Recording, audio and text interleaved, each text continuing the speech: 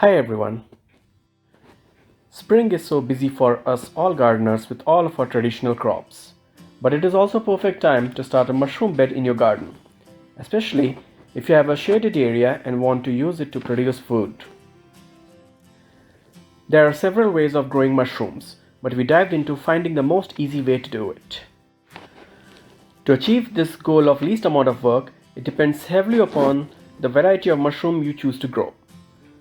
Some mushrooms do better in wood logs, while others would grow on wood chips and hay bales.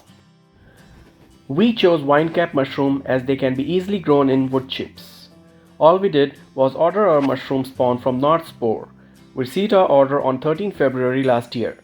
We kept the spawn in our refrigerator for 24 days because we didn't find time to spread them immediately. Then one afternoon on March 10th, we moved the wood chips under this big bush on one corner of a backyard that gets lots of shade and spread the spawn. We covered it with wood chips and left it alone. In May, we went to inspect it and found this beautiful white mycelium growing in the wood chips. Usually it is said to expect first flush of mushroom in fall if the mushroom was planted in spring that year. But on one fine day, after a decent amount of rain, we noticed something popping out, and yes, to our excitement, it was a winecap mushroom. We let it grow for 2 days before harvesting so that we could get it to decent size. The texture of these mushrooms is meaty and flavor is similar to button mushroom but a little toned down.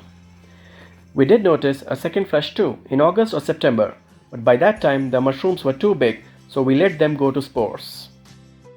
To continue to get more mushroom harvests, we have to continue adding more wood chips to this area every other year. Also, now we just grab some of the mycelium-rich wood chips from that area and add it to other shady areas of our garden to propagate these mushrooms. Hopefully, we will have more of them this year.